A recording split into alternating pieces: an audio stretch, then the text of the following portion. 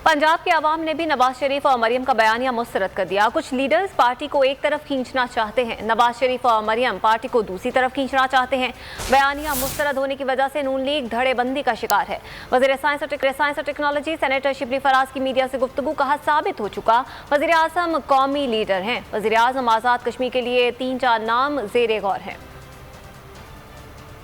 Crisis का शिकार है, उनकी जो धड़ेबंदी जो हो गई है, जो बयानिया है उनका रिजेक्ट हो चुका है।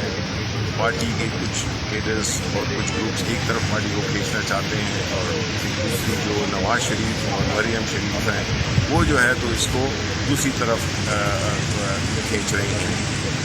नवाज शरीफ या मरियम नवाज का बयानिया अवाम ने अक्सर मुस्तरद कर दी है और ख़ास तौर पर पंजाब के अवाम ने, जिसका कि कल आपने एक अमली नमूना देखा कि उनका जो बयानिया है बिल्कुल रिजेक्ट हो चुका है।